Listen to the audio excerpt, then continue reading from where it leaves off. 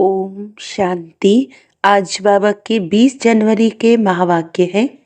बाबा ने कहा, मीठे बच्चे, ज्ञान की धारणा के साथ साथ सतयुगी राजाई के लिए याद और पवित्रता का बल भी जमा करो। प्रश्न है, अभी तुम बच्चों के पुरुषार्थ का क्या लक्ष्य होना चाहिए? उत्तर है, सदा खुशी में रहना, बहुत बहुत मीठा बनना, सबको प्रेम से चलाना, यही तुम्हारे पुरुषार्थ का लक्ष्य हो। इसी से तुम सर्वगुण संपन्न 16 कला संपूर्ण बनेंगे। दूसरा प्रश्न है, जिनके कर्म श्रेष्ठ हैं उनकी निशानी क्या होगी? उत्तर है, उनके द्वारा किसी को भी दुख नहीं पहुंचेगा। जैसे बाप दुख हरता सुख करता है, ऐसे श्रेष्ठ कर्म करने वाले भी दुख हरता सुख करता होंगे। गीत है, छोड़ भी दे आकाश सिंहासन। ओम शांति। मीठे मीठे रूहानी बच्चों ने गीत सुना। ये मीठे मीठे रूहानी बच्चे किसने कहा? दोनों बाप ने कहा। निराकार ने भी कहा तो साकार ने भी कहा। इसीलिए इनको कहा जाता है बाप व दादा। दादा है साकारी। अभी यह गीत तो भक्ति मार्ग के हैं। बच्चे जानते हैं बाप आया हुआ है और बाप ने सारी सृष्टि चक्र का ज्ञान बुद्धि में बिठाया। तुम बच्चों की भी बुद्धि में है कि हमने 84 जन्म पूरे किए, अब नाटक पूरा होता है। अब हमको पावन बनना है योग व याद से। याद और नॉलेज यह तो हर बात में चलता है। बैरिस्टर को जरूर याद करेंगे और उनसे नॉलेज लेंगे। इसको भी योग और नॉलेज का बल कहा जाता है। यहाँ तो है, ये है नई बात। उस योग और ज्ञान से बल मिलता है हद का। यहाँ इस योग और ज्ञान से बल मिलता है बेहद का, क्योंकि सर्वशक्तिमान अथॉरिटी है। बाप कहते हैं, मैं ज्ञान का सागर भी हूँ। तुम बच्चे अब सृष्टि चक्र को जान गए हो। मूल वतन सूक्ष्म वतन सब याद है, तो नॉलेज बाप में है, वह भी मिली है। तो नॉलेज को भी धारण करना है और राजाई के लिए बाप बच्चों को योग और पवित्रता भी सिखलाते हैं। तुम पवित्र भी बनते हो, बाप से राजाई भी लेते हो। बाप अपने से भी ज्यादा मर्तबा देते हैं। तुम 84 जन्म लेते लेते मर्तबा गंवा देते हो। यह नॉलेज तुम बच्चों को अभी मिली है। ऊंचते ऊंच बनने की नॉलेज ऊंचते ऊंच बाप द्वारा मिलती है। बच्चे जानते हैं, अभी हम जैसे कि बाप दादा के घर में बैठे हैं। ये दादा यानी ब्रह्मा माँ भी है। वह बाप तो अलग है, बाकी ये माँ भी है, परंतु ये मेल का चोला होने के कारण फिर माता मुकर्रर की जाती है। इनको भी एडॉप्ट किया जाता है, उनसे फिर रचना हुई है। रचना भी है एडॉप्टेड। बाप बच्चों को एडॉप्ट करते हैं वर्षा देने के लिए। ब्रह्मा को भी एडॉप्ट किया है। प्रवेश करना व एडॉप्ट करना बात एक ही है। बच्चे समझते हैं और समझाते भी हैं। नंबरवार पुरुषार्थ अनुसार सबको यही समझाना है कि हम अपने परमपिता परमात्मा की श्रीमत पर इस भारत को फिर से श्रेष्ठ ते श्रेष्ठ बनाते हैं, तो खुद को भी बनना पड़े। अपने को देखना है कि हम श्रेष्ठ बने हैं। कोई भ्रष्टाचार का काम कर किसको दुख तो नहीं देते हैं। बाप कहते हैं, मैं तो आया हूँ बच्चों को सुखी बनाने, तो तुमको भी सबको सुख देना है। बाप कभी किसको दुख नहीं दे सकता। उनका नाम ही है दुख हरता सुख करता। बच्चों को अपनी जांच करनी है। मनसा वाचा कर्मणा, हम किसको दुख तो नहीं देते हैं। शिव बाबा कभी किसको दुख नहीं देते। बाप कहते हैं, मैं कल्प कल्प तुम बच्चों को ये बेहद की कहानी सुनाता हूँ। अब तुम्हारी बुद्धि में है कि हम अपने घर जाएंगे, फिर नई दुनिया में आएंगे। अब की पढ़ाई अनुसार अंत में तुम ट्रांसफर हो जाएंगे। वापस घर जाकर फिर नंबरवार पाठ बजाने आएंगे। ये राजधानी स्थापन हो रही है। बच्चे जानते हैं अभी जो पुरुषार्थ करेंगे वही पुरुषार्थ तुम्हारा कल्प कल्प का सिद्ध होगा। पहले पहले तो सभी को बुद्धि में बिठाना चाहिए कि रचता और रचना के आदि मध्य अंत की नॉलेज को बाप के सिवाय कोई नहीं जानते हैं। ऊंचते ऊंच बाप का नाम ही गुम कर दिया है। त्रिमूर्ति नाम तो है, त्रिमूर्ति रास्ता भी है, त्रिमूर्ति हाउस भी है। त्रिमूर्ति कहा जाता है ब्रह्मा विष्णु शंकर को। इन तीनों का रचयिता जो शिव बाबा है, उस मूल का नाम ही गुम कर दिया है। अभी तुम बच्चे जानते हो, ऊंचते ऊंच है शिव बाबा, फिर है त्रिमूर्ति। बाप से हम बच्चे ये वर्षा लेते हैं। बाप की नॉलेज और वर्षा ये दोनों स्मृति में रहे तो सदैव हर्षित रहेंगे।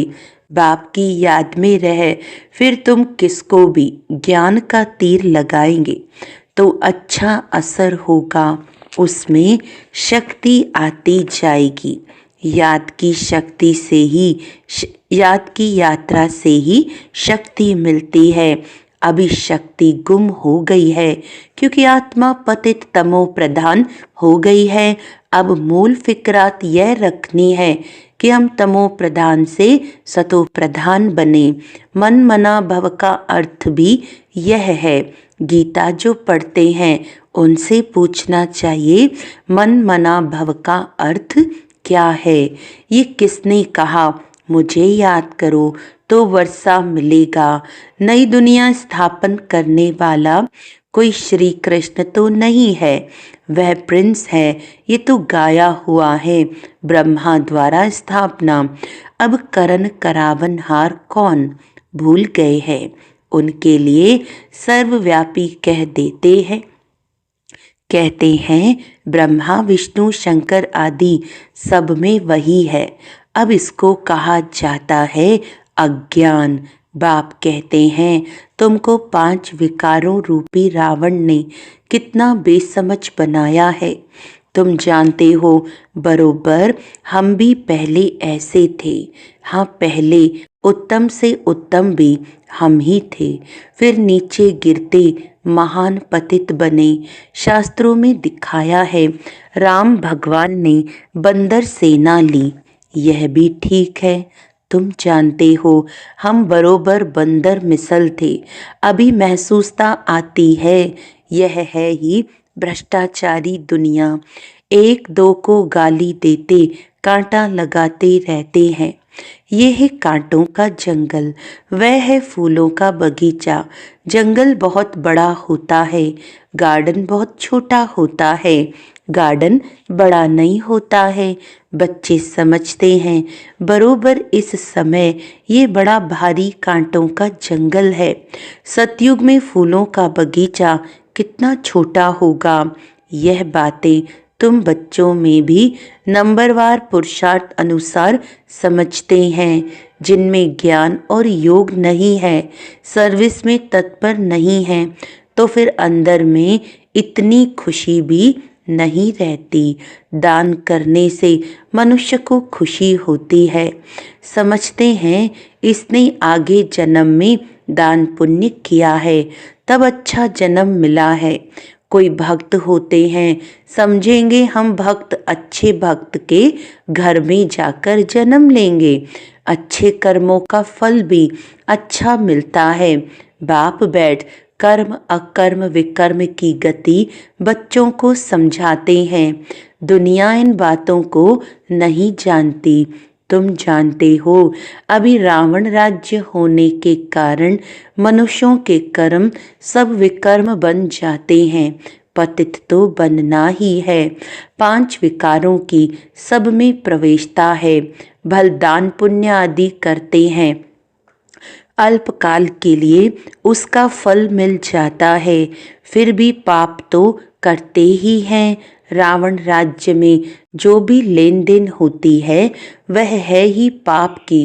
देवताओं के आगे कितना स्वच्छता से भोग लगाते हैं, स्वच्छ बनकर आते हैं परंतु जानते कुछ भी नहीं। बेहद के बाप की भी कितनी गिलानी कर दी है। वे समझते हैं कि यह हम महिमा करते हैं कि ईश्वर सर्वव्यापी है, सर्वशक्तिवान है, परंतु बाप कहते हैं ये इन्हों की उल्टी मत है। तुम पहले पहले बाप की महिमा सुनाते हो कि ऊंचते ऊंच भगवान एक है, हम उनको ही याद करते हैं। राजयोग की एम ऑब्जेक्ट भी सामने खड़ी है। ये राजयोग बाप ही सिखलाते हैं। श्री कृष्ण को बाप नहीं कहेंगे, वह तो बच्चा है। शिव को बाबा कहेंगे, उनको अपनी देह नहीं। ये मैं लोन पर लेता हूँ, इसीलिए इनको बाप दादा कहते हैं। वह है ऊंचते ऊंच निराकार बाप। रचना को रचना से वर्षा मिल न सके। लौकिक संबंध में बच्चे को बाप से वर्षा मिलता है, बच्ची को तो मिल न सके। अब बाप ने समझाया है, तुम आत्माएं हमारे बच्चे हो, प्रजापिता ब्रह्मा के बच्चे बच्चियां हो। ब्रह्मा से वर्षा नहीं मिलना है, बाप का बनने से ही वर्षा मिल सकता है। ये बाप तुम बच्चों को सन्मुख बैठ समझाते हैं। इनके कोई शास्त्र तो बन नहीं सकते। भल तुम लिखते हो, लिटरेचर छपाते हो, फिर भी टीचर की सिवाय तो कोई समझा न सके। बिना टीचर किताब से कोई समझ न सके। अब तुम हो रूहानी टीचर्स। बाप है बीज रूप, उनके पास सारे झाड़ के आदि मध्य अंत की नॉलेज है। टीचर के रूप में बैठ तुमको समझाते हैं। तुम बच्चों को तो सदैव खुशी रहनी चाहिए कि हमको सुप्रीम बाप ने अपना बच्चा बनाया है, वही हमको टीचर बनकर पढ़ाते हैं। सच्चा सतगुरु भी है, साथ में ले जाते हैं। सर्व का सदगति दाता एक है, ऊंचते ऊंच बाप ही है जो भारत को हर 5000 वर्ष बाद वर्षा देते हैं। उनकी शिव जयंती मनाते हैं। वास्तव में शिव के साथ त्रिमूर्ति भी होना चाहिए। तुम त्रिमूर्ति शिव जयंती मनाते हो। सिर्फ शिव जयंती मनाने से कोई बात सिद्ध नहीं होगी। बाप आते हैं और ब्रह्मा का जन्म होता है, बच्चे बने, ब्राह्मण बने और एम ऑब्जेक्ट सामने खड़ी है। बाप खुद आकर स्थापना करते हैं। एम ऑब्जेक्ट भी बिल्कुल क्लियर है। सिर्फ श्री कृष्ण का नाम डालने से सारी गीता का महत्व चला गया है। ये भी ड्रामा में नोंद है। यह भूल फिर भी होने वाली ही है। खेल ही सारा ज्ञान और भक्ति का है। बाप कहते हैं, लाडले बच्चे, सुखधाम शांति धाम को याद करो। अलफ और बे कितना सहज है। तुम किसी से भी पूछो मन मना भव का अर्थ क्या है, देखो क्या कहते हैं। बोलो भगवान किसको कहा जाए। ऊंचते ऊंच भगवान है ना, उनको सर्वव्यापी थोड़े ही कहेंगे। वह तो सबका बाप है। अभी त्रिमूर्ति शिव जयंती आती है। तुमको त्रिमूर्ति शिव का चित्र निकालना चाहिए। ऊंचते ऊंच है शिव, फिर सूक्ष्म वतनवासी ब्रह्मा विष्णु शंकर। ऊंचते ऊंच है शिव बाबा, वह भारत को स्वर्ग बनाते हैं। उनकी जयंती तुम क्यों नहीं मनाते हो? जरूर भारत को वर्षा दिया था, उनका राज्य था। इसमें तो तुमको आर्य समाजी भी मदद देंगे, क्योंकि वह भी शिव को मानते हैं। तुम अपना झंडा चढ़ाओ, एक तरफ त्रिमूर्ति गोला, दूसरी तरफ झाड़। तुम्हारा झंडा वास्तव में ये होना चाहिए। बन तो सकता है ना? झंडा चढ़ा दो जो सब देखें। सारी समझानी इसमें है। कल्प वृक्ष और ड्रामा, इनमें तो बिल्कुल क्लियर है। सबको मालूम पड़ जाएगा कि हमारा धर्म फिर कब होगा। आपे ही अपना अपना हिसाब निकालेंगे। सबको इस चक्र और झाड़ पर समझाना है। क्राइस्ट कब आया? इतना समय वह आत्माएं कहाँ रहती हैं? जरूर कहेंगे निराकारी दुनिया में है। हम आत्माएं रूप बदलकर यहाँ आकर साकार बनते हैं। बाप को भी कहते हैं ना, आप भी रूप बदल साकार में आओ। आएंगे तो यहाँ ना, सूक्ष्म वतन में तो नहीं आएंगे। जैसे हम रूप बदलकर पाठ बजाते हैं, आप भी आओ, फिर से आकर राजयोग सिखलाओ। राजयोग है ही भारत को स्वर्ग बनाने का। यह तो बड़ी सहज बातें हैं। बच्चों को शौक चाहिए, धारणा कर औरों को करानी चाहिए। उसके लिए लिखा पढ़ी करनी चाहिए। बाप भारत को आकर हेवन बनाते हैं, कहते भी हैं। बरोबर क्राइस्ट से 3000 वर्ष पहले भारत पैराडाइज था। इसीलिए त्रिमूर्ति शिव का चित्र सबको भेज देना चाहिए। त्रिमूर्ति शिव की स्टैंप बनानी चाहिए। इन स्टैंप बनाने वालों की भी डिपार्टमेंट होगी। दिल्ली में तो बहुत पढ़े लिखे हैं, ये काम कर सकते हैं। तुम्हारी कैपिटल भी दिल्ली होनी है।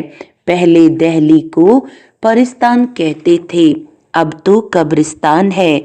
तो ये सब बातें बच्चों की बुद्धि में आनी चाहिए।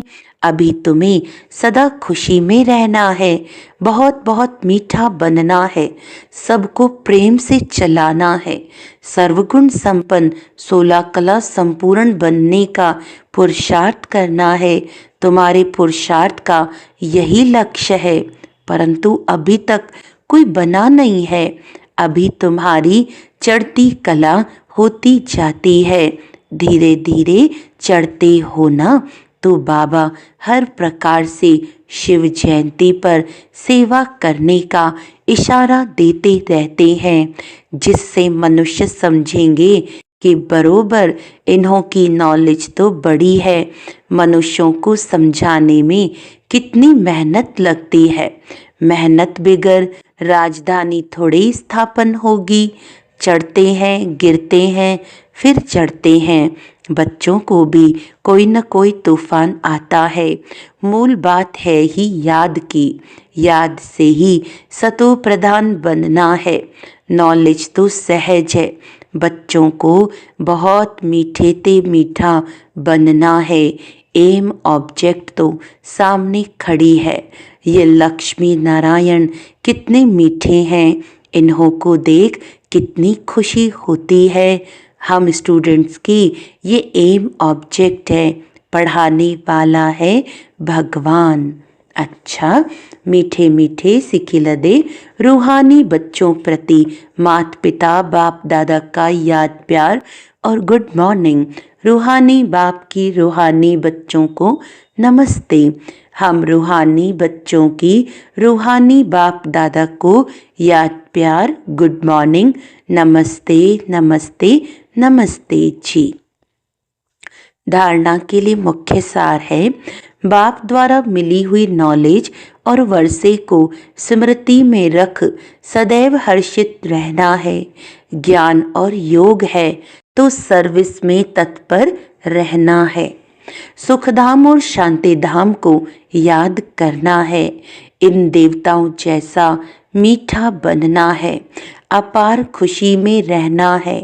रूहानी टीचर बन ज्ञान का दान करना है। वरदान है देह, संबंध और वैभवों के बंधन से स्वतंत्र बाप समान कर्मातीत भव। जो निमित्त मात्र डायरेक्शन प्रमाण प्रवृत्ति को संभालते हुए आत्मिक स्वरूप में रहते हैं, मोह के कारण नहीं। उन्हें यदि अभी अभी ऑर्डर हो कि चले आओ तो चले आएंगे। बिगुल बजे और सोचने में ही समय न चला जाए तब कहेंगे नष्टो मोहा। इसीलिए सदैव अपने को चेक करना है कि देह का, संबंध का, वैभवों का बंधन अपनी ओर खींचता तो नहीं है। जहाँ बंधन होगा वहाँ आकर्षण होगी, लेकिन जो स्वतंत्र हैं वे बाप समान कर्मातीत स्थिति के समीप हैं।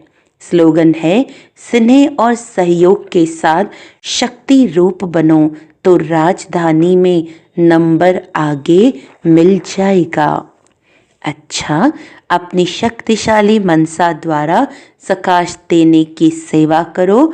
आज का पॉइंट, जितना अभी तन मन धन और समय लगाते हो उससे मनसा शक्तियों द्वारा सेवा करने से बहुत थोड़े समय में सफलता ज़्यादा मिलेगी। अभी जो अपने प्रति कभी कभी मेहनत करनी पड़ती है, अपनी नेचर को परिवर्तन करने की, संगठन में चलने की व सेवा में सफलता कभी कम देख दिल शिकस्त होने की, यह सब समाप्त हो जाएंगी। अच्छा, ओम शांति।